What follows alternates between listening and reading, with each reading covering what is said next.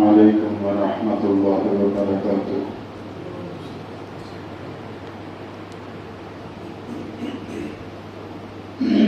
الحمد لله نحمده ونستعينه ونستغفره ونؤمن به ونتوكل عليه ونعوذ بالله من شرور أنفسنا ومن سيئات أعمالنا، من يهده الله فلا مضل له ومن يضلل فلا هادي له، ونشهد أن لا إله إلا الله وحده لا شريك له، ونشهد أن محمدا عبده ورسوله، أما بعد فأعوذ بالله من الشيطان الرجيم، بسم الله الرحمن الرحيم، إنما يريد الله ليذهب عنكم الرجس أهل البيت ويطهركم تطهيرا، إن الله وملائكته يصلون على النبي، يا أيها الذين آمنوا صلوا عليه وسلموا تسليما، اللهم صل على محمد وعلى آل محمد كما صليت على إبراهيم وعلى آل إبراهيم إنك حميد مجيد، اللهم بارك على محمد وعلى آل محمد كما باركت على إبراهيم وعلى آل إبراهيم إنك حميد مجيد۔ الحمدللہ ثم الحمدللہ، اللہ پاک کا بے حد بے حساب بے شمار احسان ہے، اس نے ہمیں جمعۃ المبارک کی نماز کی حاضری نصیب فرمائی۔ اللہ تعالیٰ اپنے فضل و کرم سے ہماری یہ حاضری قبول فرمائے، اور اسی حاضری کو ہمارے لیے دونوں جہان میں خوشیوں کا، خوشحالیوں کا، خیر و برکت کا اور آسانیوں کا ذریعہ بنائے، آمین یا رب العالمین۔ سورہ احزاب کی آیت نمبر 33 کا ایک حصہ میں نے تلاوت کیا ہے۔ اللہ فرماتے ہیں انما یرید اللہ، اللہ یہ چاہتا ہے لیذہب عنکم الرجس اہل البیت، اے اہل بیت تم سے اللہ پلیدگی اور گندگی کا ہر بہتان دور کرنا چاہتا ہے، وَيُطَهِّرَكُمْ تَطْهِيرًا، اور اللہ تمہیں خوب پاک کرنا چاہتا ہے۔ سورہ احزاب کی آیت نمبر 33 کا ایک حصہ، اس کی تلاوت اور ترجمہ میں نے آپ کے سامنے رکھا۔ محرم الحرام کی 8 تاریخ ہے۔ جو ہی محرم کا مہینہ آتا ہے تو ایک خاص واقعہ جو پورے ماحول پر چھا جاتا ہے، وہ ہے حضرت امام حسین رضی اللہ تعالی عنہ کی شہادت۔ کتابیں پڑھتے ہیں ہم تو کتابوں میں لکھا ہوتا ہے تاریخ اسلام۔ مجھے ویسے ایک اسٹوڈنٹ ہونے کی حیثیت سے اس سے اختلاف ہے کہ اسلام، تاریخ اسلام کا مطلب ہے اسلام کی تاریخ، حالانکہ وہ اسلام کی تاریخ ہوتی نہیں ہے، وہ مسلمانوں کی تاریخ ہوتی ہے، اور مسلمانوں نے تاریخ میں جو کچھ کیا ہے وہ کھاتے اسلام میں ڈال دیتے ہیں اور بن جاتی ہے تاریخ اسلام، اسلام کی تاریخ۔ تاریخ اسلام تو آدم علیہ السلام سے شروع ہوتے، دین اسلام آدم علیہ السلام سے شروع ہوا، اور 1,24,000 کم و بیش انبیاء اور ان کے سچے ماننے والوں نے جو عملی اعتبار سے زندگی کا نمونہ پیش کیا، وہ ہے تاریخ اسلام۔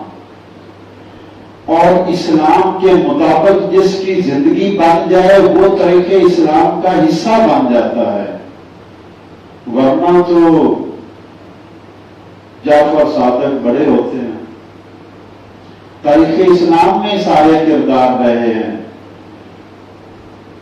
جنہوں نے مسلمانوں پر ظلم کیا، ظلم کے پہاڑ توڑے۔ ایسے کردار بھی تھے جنہوں نے 1,20,000 لوگوں کو قتل کیا، مسلمانوں کو۔ یہ حدیث کی کتابوں میں لکھا ہوا ہے، میں تاریخ کی کتابوں کی بات نہیں کر رہا، حدیث کی کتابوں میں لکھا ہوا ہے کہ اگر لوگ اپنی اپنی امت میں سے، اپنی اپنی قوم میں سے بد اکٹھے کریں، اپنے بد اکٹھے کریں، اور وہ سارے بد اکٹھے کریں تو ہمارا اپنی امت کا، ہماری امت کا ایک بال سب پہ بھاری ہوگا، اور اس کا نام ہے حجاج بن یوسف۔ ایسے ایسے کردار۔ حضرت عثمان رضی اللہ تعالیٰ عنہ کو 40 دن گھر میں معصور رکھا گیا۔ وہ کہتے ہیں یہ دیکھو، یہ کنواں میں نے خرید کر مسلمانوں کے نام کیا تھا۔ اللہ کے نبی صلی اللہ علیہ وسلم نے فرمایا کہ پانی کی تنگی ہے تو جو پانی کا کنواں خرید کر نام کرو اس کے لیے جنت کی میں ضمانت دیتا ہوں۔ تو میں نے کنواں خرید کر مسلمانوں کے لیے وقف کر دیا۔ یہودیوں کی ملکیت تھا، وہ مہنگے داموں پانی بیچا کرتے تھے، میں نے عام مسلمانوں کے لیے فری کر دیا، اب تو مجھے اس کنویں سے پانی بھی نہیں پینے دیتے۔ اللہ کے رسول صلی اللہ علیہ وسلم نے فرمایا کہ جو مسجد میں تنگی ہوگی، جو توسیع کرے گا اس کے لیے جنت ہے۔ میں نے خرید کر مسجد کی توسیع کر دی، تو مجھے اس میں نماز پڑھنے نہیں دیتے، گھر میں قید کیا ہوا تھا، معصور کیا ہوا تھا۔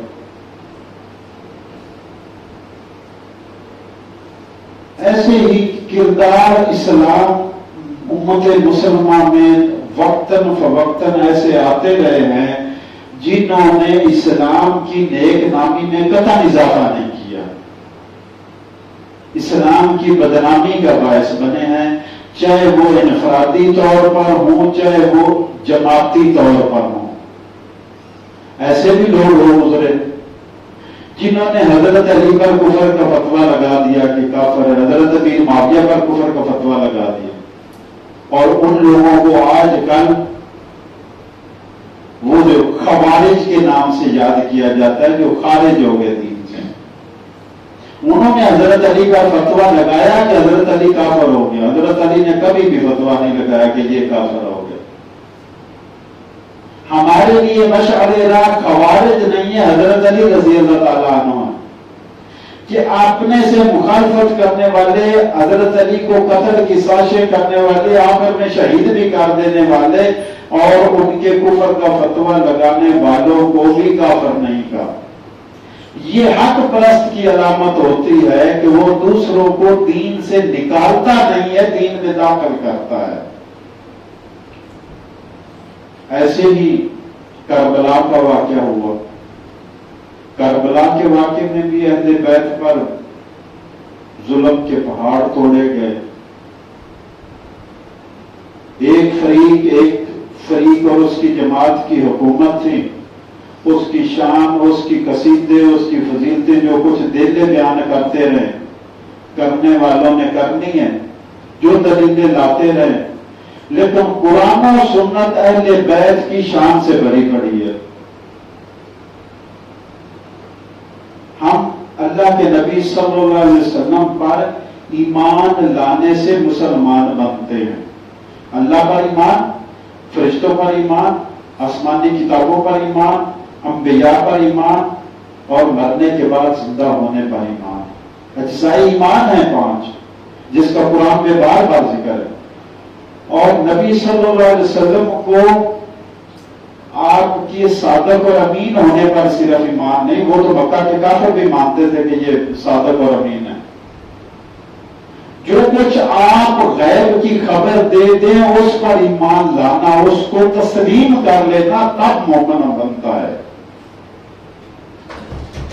آپ کے ذاتی کردار کی وجہ سے آپ پر ایمان لانا یہ ایمان نہیں ہے۔ وہ جو کافر بھی کہتے تھے صادق اور امین، آپ کی ایمان اور خبروں کی تصدیق کرنا یہ ایمان ہے، تب مومن بنتا ہے۔ اور آپ کی کی خبر ہے کہ الحسن والحسین سیدا شباب اہل الجنہ،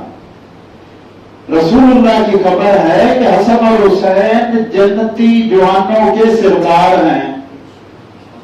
اور پھر ان سے جنگ کرنے والے اپنے اپنے جوار ڈھونڈتے پھرے۔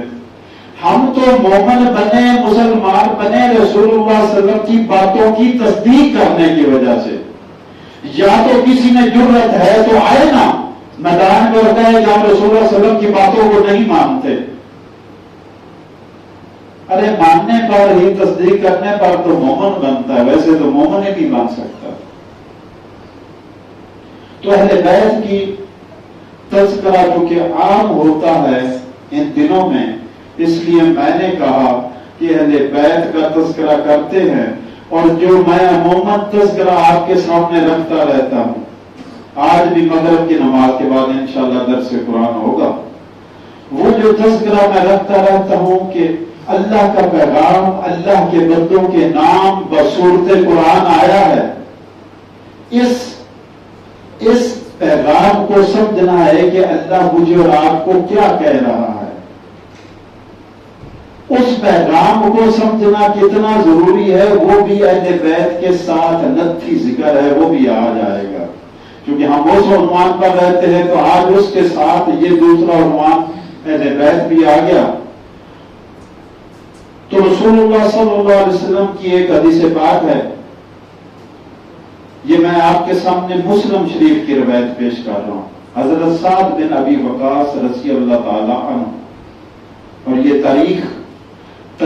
مسلمان کی بدقسمتی ہے کہ حضرت سعد بن ابی وقاص جو ماموں تھے نبی پاک صلی اللہ علیہ وسلم کے، ان کے بیٹے کربلا میں ملوث تھے اس واقعے میں۔ باپ صحابی رسول ہے، عشرہ مبشرہ میں شامل ہیں، اور آگے اولاد کیا کر رہی ہے، باپ ذمہ دار نہیں ہے۔ نوح علیہ السلام کا بیٹا کافر رہ گیا، نوح علیہ السلام بلاتے رہے، تو نوح علیہ السلام تو ذمہ دار نہیں ہے۔ نبی پاک صلی اللہ علیہ وسلم کا چچا کافر رہ گیا، آپ اس کو دعوت دیتے رہے، نبی پاک صلی اللہ علیہ وسلم تو ذمہ دار نہیں۔ لیکن ایسے ہی الزام تراشی کرنا، تو فرمایا حدیث پاک میں آتا ہے کہ لما نازلت هذه الآیت، جب یہ آیت نازل ہوئی سورہ آل عمران کی آیت نمبر 61، جس میں نجران کے عیسائیوں سے مباہلہ تھا، مقابلہ تھا، 3 دن تک بحث مباحثہ چلتا رہا، آپ ان کو توحید کی طرف بلاتے اور تثلیث سے ہٹنے کا کہتے کہ خدا ایک ہے، 3 خدا نہیں ہے، 3 دن چلتا رہا، لیکن وہ باز نہ ہے، وہ ماننے کو تیار نہیں تھے، ساری دلیلیں دینے کے بعد۔ کاش میرے پاس ٹائم کی گنجائش ہوتی تو میں 61 کی بجائے پچھلی 59 آیت سے شروع کر لیتا کہ باتیں کیا ہو رہی تھی، پھر کیا آپ نے فرمایا۔ جب وہ نہیں مان رہے تھے تو پھر اللہ نے حکم دیا کہ اے میرے نبی، اب بھی اگر یہ باز نہیں آ رہے، اب بھی اگر یہ باز نہیں آ رہے تو کیا کرنا ہے، وہ آیت میں آپ کے سامنے رکھ دیتا ہوں۔ آیت نمبر 61 ہے سورہ آل عمران کی، فَمَنْ حَاجَّكَ فِيهِ مِنْ بَعْدِ مَا جَاءَكَ مِنَ الْعِلْمِ، اے میرے نبی آپ کے پاس تو حق آ گیا، ہم نے آپ کو وحی کے ذریعے حق بتا دیا کہ وہ معبود اور خدا نہیں تھے، عیسیٰ علیہ السلام اللہ کے بندے تھے، اور ان کی مثال آدم کی اولاد تھی، آدم کی مثال تھی، آدم کو بھی اللہ نے مٹی سے پیدا کیا تھا، جیسے آدم ماں باپ کے بغیر تھے، یہ باپ کے بغیر تھے، تو جیسے آدم خدا نہیں ہے یہ بھی خدا نہیں تھے۔ یہ مانتے ہیں کہ آدم خدا نہیں تھے، یہ عیسائی مانتے ہیں کہ آدم علیہ السلام خدا نہیں تھے، لیکن یہ کہتے ہیں کہ عیسیٰ علیہ السلام خدا تھے۔ کیوں؟ کیونکہ باپ کے بغیر تھے، ان کا اللہ باپ تھا۔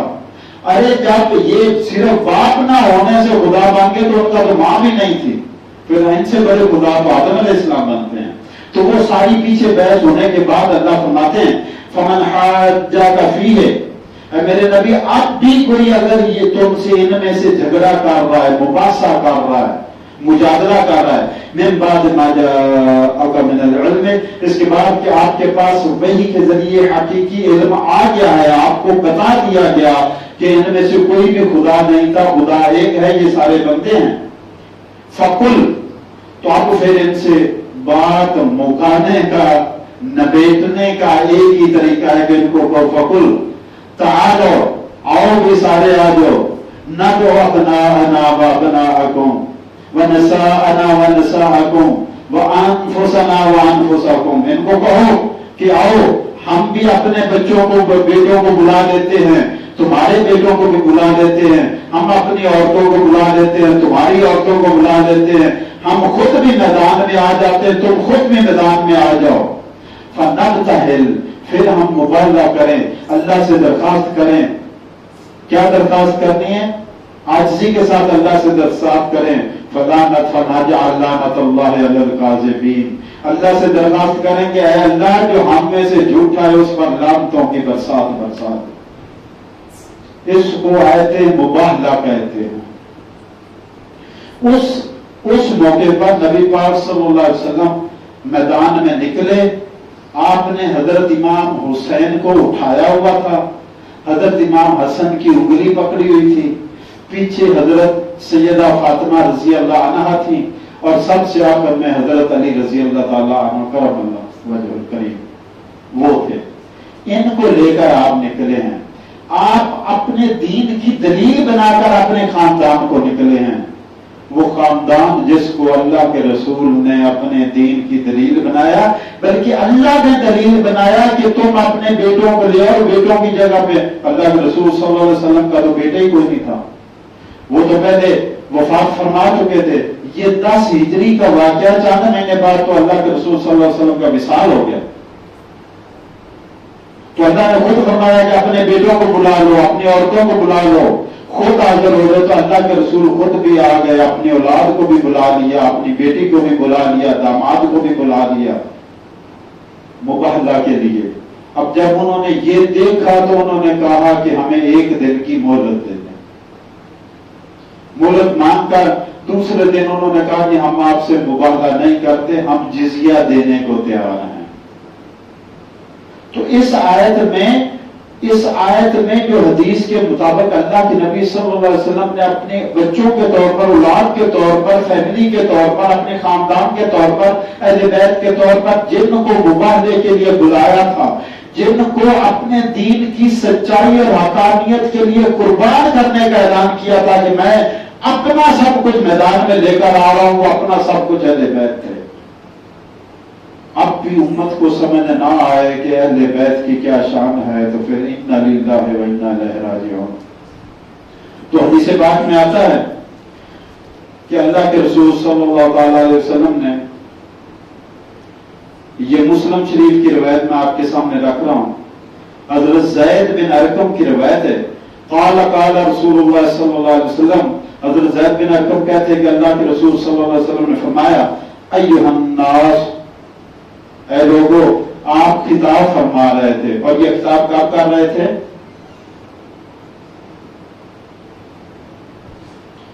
فرمایا ایھا الناس، اے لوگو، فإنما أنا بشر،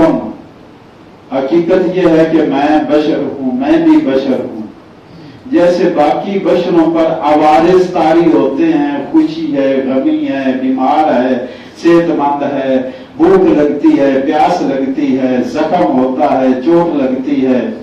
ایسے ہی موت کا عارضہ بھی ہے، جیسے بشروں پر طاری ہوتا ہے۔ فرمایا انما انا بشر، میں بشر ہوں، یوشک ان یاتینی رسول ربی، قریب ہے کہ میرے رب کا قاصد موت کا پیغام لے کر میرے پاس آ جائے، فاجیب، اور میں اس پر لبیک کو وہ پیغام قبول کر لوں، وانا تارک فیکم الثقلین، لیکن یاد رکھو میں جاتے جاتے تمہیں بتا رہا ہوں کہ میں 2 ذمہ داریاں چھوڑ کر جا رہا ہوں تمہارے لیے، امت کے لیے 2 ذمہ داریاں، انا تارک فیکم الثقلین، میں تمہارے اندر تمہارے لیے 2 ذمہ داریاں، 2 بوجھ تمہارے اوپر ڈال کر جا رہا ہوں، اور وہ کیا ہے؟ اولہما کتاب اللہ ہے، ان میں سب سے پہلی ذمہ داری اور سب سے پہلا بوجھ جس کو اٹھانے کے تم ذمہ دار ہو وہ اللہ کی کتاب ہے،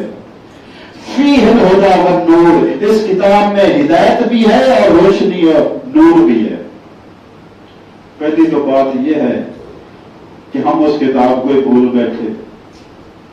ہم نے اس اللہ کی کتاب کو جس میں اللہ کہ نبی صلی اللہ علیہ وسلم نے فرمایا کہ ہدایت بھی ہے، نور بھی ہے، روشنی ہے،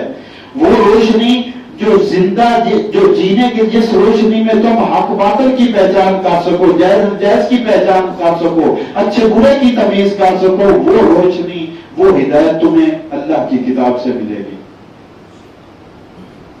اور ہم نے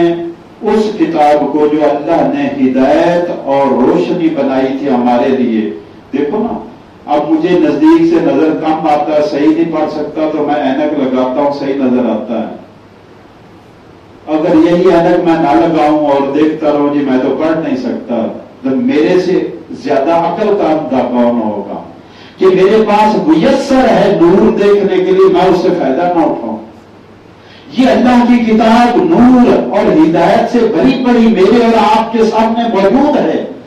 اور یہ اتفاق نہیں ملی، میرے اور آپ کے نام آئی ہے یہ کتاب۔ اِنَّا أَنزَلْنَا إِلَيْكَ الذِّكْرَ لِتُبَيِّنَ لِلنَّاسِ مَا نُزِّلَ إِلَيْهِمْ لَعَلَّهُمْ يَتَفَكَّرُونَ۔ اے محبوب، ہم نے آپ کی طرف یہ کتاب، یہ نصیحت بھیجی ہے، یہ نصیحت آپ کی طرف نازل کی ہے تاکہ آپ پھر لوگوں کو بیان کریں کہ ان کی طرف اللہ کا کیا پیغام بھیجا گیا ہے، تاکہ وہ اس میں پھر غور و فکر کریں۔ کتنا غور و فکر ہم کرتے ہیں اللہ کی کتاب میں،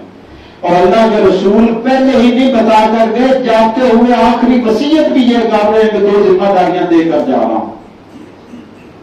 امت کو 2 ذمہ داریاں دی اللہ کے رسول صلی اللہ علیہ وسلم نے، ایک اللہ کی کتاب اور ایک اہل بیت۔ نہ اللہ کی کتاب کے ساتھ انصاف کیا امت نے، اور نہ ہی اہل بیت کے ساتھ انصاف کیا۔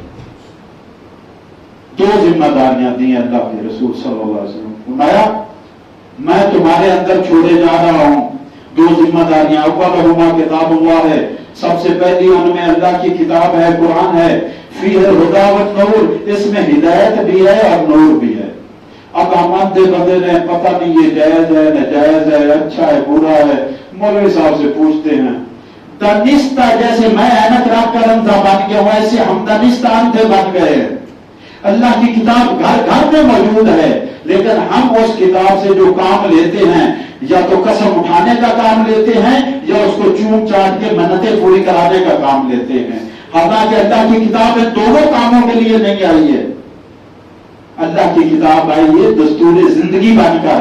کہ تم نے کیا کرنا ہے کیا نہیں کرنا، وہ اس کتاب میں لکھا ہوا ہے۔ اسی لیے اللہ کے رسول صلی اللہ علیہ وسلم جاتے ہوئے کہہ رہے ہیں کہ میں 2 ذمہ داریاں چھوڑ کر جا رہا ہوں، ایک اللہ کی کتاب ہے جس میں ہدایت اور نور ہے، فَخُذُوا بِكِتَابِ اللَّهِ، لوگوں اللہ کی کتاب کو تھامے رکھنا، وَاسْتَمْسَكُوا بِهِ، اور اس سے چمٹے رہنا۔ جاتے ہوئے کہہ رہے ہیں کہ 2 ذمہ داریاں 2 بوجھ چھوڑ کر جا رہا ہوں، اللہ کی کتاب جس میں نور اور ہدایت ہے، اس کو پکڑ لینا، اس کو تھامے رکھنا، اس سے چمٹ جانا۔ اور ہم چمٹے تو چومنے کے لیے، اس پر عمل کرنے کے لیے نہیں چمٹے اس سے۔ ارے ایسا چمٹنا تو بنی اسرائیل کے یہودی بھی ایسے ہی چمٹتے رہے، قسمیں کھانے کے لیے وہ بھی تورات کو اٹھا دیا کرتے تھے۔ ان کی مثال میں جیسا وہ عمل کرتے تھے آپ کے سامنے رکھ دیتا ہوں۔ یہ سورہ جمعہ کی آیت نمبر 5 ہے۔ جیسے یہودیوں نے کتاب کا حق ادا کیا ویسے ہی آج ہم کر رہے ہیں۔ سورہ جمعہ کی آیت نمبر 5 ہے، فرمایا مَثَلُ الَّذِينَ حُمِّلُوا التَّوْرَاةَ ثُمَّ لَمْ يَحْمِلُوهَا كَمَثَلِ الْحِمَارِ يَحْمِلُ أَسْفَارًا۔ مثال ان لوگوں کی جنہیں تورات کا ذمہ دار بنایا گیا تھا کہ یہ امانت ہے، اس کو سمجھو، اس کے حکموں پر عمل کرنا، یہی تو اللہ کے رسول مجھے اور آپ کو بھی کہہ کر گئے۔ فرما رہا ہے اللہ تعالیٰ، مجھے اور آپ کو سنا رہا ہے اللہ تعالیٰ کہ یہودیوں کو میں نے تورات جیسی عظیم کتاب دی جو موسیٰ کلیم اللہ کے ہاتھ میں پکڑا کر دی گئی، ان کی طرف بھیجی گئی، اور انہوں نے اس پر عمل نہ کیا۔ ان کی مثال ایسے ہی ہے جیسے گدھے پر کتابیں لدی ہوں۔ یہودیوں کی مثال اللہ کے قرآن میں سورہ جمعہ کی آیت نمبر 5 میں، اگر یہودی تورات پر عمل نہ کریں تو گدھے بن گئے، اور ہم عمل نہ کریں تو جنت الفردوس کے ٹھیکیدار کیسے بن گئے؟ ارے یہ کتاب چومنے چاٹنے کے لیے، تویز گندوں کے لیے، گلے میں لٹکانے کے لیے، سر پر قسمیں اٹھانے کے لیے نہیں آئی ہے۔ فیہ الہدی والنور، اس میں تو ہدایت ہے کہ زندہ کیسے رہنا ہے، نور ہے کہ باطل اور جھوٹے اور سچے کی پہچان کیسے کرنی ہے، وہ اس کتاب کو سمجھو گے تو تمہیں ملے گی۔ تو میں آپ کے سامنے حدیث پیش کر رہا تھا، فرمایا اولہما کتاب اللہ ہے، سب سے پہلی اللہ کی کتاب ہے جس میں نور ہے، ہدایت ہے، اس کتاب کو تھام لو اور اس کے ساتھ چپک جاؤ، یعنی اس پر عمل کرو، جو جو یہ کتاب کہتی یہ کرنا ہے وہ کرتے جاؤ، جس سے یہ کتاب روکتی ہے اس سے روکتے جاؤ، یہ ہدایت ہے اور یہی نور ہے۔ اب آگے دوسری بات، وہ اہل بیتی، اور دوسری جو ذمہ داری میں بوجھ تم پر ڈالے جا رہا ہوں وہ میرے اہل بیت ہیں۔ اذکرکم فی اہل بیتی، اذکرکم فی اہل بیتی، اذکرکم اللہ فی اہل بیتی، لوگوں میں اپنے اہل بیت کے معاملے میں تمہیں اللہ کا خوف دلاتا ہوں، اللہ سے ڈرتے رہنا، میری اہل بیت کے معاملے میں اللہ سے ڈرتے رہنا۔ نہ قرآن کے معاملے میں ہم اللہ سے ڈرے اور نہ ہی اہل بیت کے معاملے میں ہم اللہ سے ڈرے۔ قرآن کا نام لے کر کیا کچھ کیا جا رہا ہے، جھوٹی قسموں سے لے کر تویز گنڈ اور ایک ہی رات میں شبینہ پڑھانے تک کیا کچھ کیا جا رہا ہے اس اللہ کی کتاب کے ساتھ، کیا کیا مذاق روا رکھا جا رہا ہے وہ آپ سب کے سامنے ہے، اور اہل بیت کے نام پر جو کچھ کیا جا رہا ہے وہ بھی آپ سارے دیکھ رہے ہیں۔ ہر وہ چیز، ہر وہ واقعہ، ہر وہ بات جو قرآن و سنت کے مطابق ہے وہ میرے اور آپ کے ماتھے اور سینے پر، لیکن جو بات بھی قرآن اور سنت سے ٹکراتی ہے اس کے خلاف ہے، وہ کوئی بھی کہے، جس سٹیٹس کا بھی کہے، کسی شان اور مقام کا بھی کہے، وہ ردی اور پھینکنے کے قابل ہے۔ دین تو ہے ہی وہ جو قرآن اور سنت کے مطابق ہے، جو اس سے ٹکرا گئی چیز، جو اس سے ٹکرا گیا عقیدہ، جو اس سے ٹکرا گیا عمل، وہ ردی ہے، ردی ہے، ردی ہے۔ تو فرمایا اہل بیتی، اہل بیت چھوڑ کر جا رہا ہوں، اذکرکم اللہ فی اہل بیتی، اذکرکم اللہ فی اہل بیتی، لوگوں میں اپنی اہل بیت کے معاملے میں تمہیں اللہ کا خوف دلاتا ہوں۔ میری اہل بیت کا معاملہ ہے تو اللہ کو یاد رکھنا۔ تاریخ کی کتابوں میں، جس کو میں تاریخ اسلام، تاریخ مسلمان کہہ رہا تھا، تاریخ کی کتابوں میں لکھا ہے کہ حضرت امیر معاویہ رضی اللہ تعالیٰ عنہ جب اپنا جانشین اپنے بیٹے کو بنا رہے تھے تب انہوں نے کہا تھا کہ میں نے تیری کامیابی کے لیے، سلطنت اور بادشاہی کے لیے سارا بندوبست کر دیا ہے، بس 4 لوگوں سے محتاط رہنا۔ ابن خلدون ہو گیا، تاریخ تبری ہوگی، دیکھ لو ساتھ میں لکھا ہوا ہے۔ انہوں باپ نے کہا، حضرت امیر معاویہ رضی اللہ عنہ نے کہا کہ دیکھو عبداللہ بن عمر ایک ہے، ان 4 لوگوں نے بیعت نہیں کی تھی یزید کی، عبداللہ بن عمر ہے، انہیں عبادت کے سوا کوئی فکر ہی نہیں، کوئی فکر نہ کرنا، نہیں بھی کرتے تو بس ٹھیک ہے۔ عبد الرحمن بن ابی بکر ہیں، وہ اور کام کے رسیہ ہیں، وہ اس کام میں پڑے رہیں گے، تم فکر کرنا اس کا کوئی معاملہ نہیں ہے۔ عبداللہ بن زبیر ہیں، فرمایا یہ بندہ بہت خطرناک ہے، جب بھی قابو آ جائے اس کا سر کچلنا ہی کچلنا ہے، حضرت امیر معاویہ نے کہا۔ اور حضرت امیر معاویہ نے نصیحت کی کہ چوتھی ہستی ہے حسین بن علی رضی اللہ تعالیٰ عنہ، وہ خود نہیں نکلیں گے، انہیں لوگ نکال کر تیرے سامنے لے آئیں گے، خود نہیں نکلیں گے، انہیں لوگ نکال کر تیرے سامنے لے آئیں گے۔ میں تجھے نصیحت کرتا ہوں کہ اگر ایسا معاملہ ہو جائے حسین بن علی سامنے آ جائیں تو وہ نواسہ رسول ہے، اہل بیت ہے، درگزر سے کام لینا۔ کیا کیا ہے سنت نے؟ ہم نے دین کو سمجھا ہی نہیں، دین مشتمل تھا قرآن اللہ کے پیغام پر اور اس پر عمل سنت رسول پر مشتمل تھا، نہ اللہ کے پیغام کو سمجھنے کی کوشش کی نہ سنت رسول کو سمجھنے کی کوشش کی، اور نتیجہ یہ نکلا کہ وہ معزز کے زمانے میں مسلمان ہو کر جنہوں نے سمجھا، جنہوں نے عمل کیا، وہ عزتیں پا گئے، رضی اللہ عنہ و رضوان ہو، اللہ ان سے راضی ہو گیا، وہ اللہ سے راضی ہو گئے، قیامت تک ان کے لیے یہ گواہی چلتی رہے گی کہ وہ اللہ سے راضی ہو گئے اور اللہ ان سے راضی ہو گیا کیونکہ وہ سچے مسلمان تھے۔ میں نے پچھلے جو عرض کیا تھا، آپ نے فرمایا لوگ مسجد میں جمع تھے، بیٹھ جاؤ، ایک صحابی دروازے میں داخل ہو رہے تھے، ادھر ہی بیٹھ گئے۔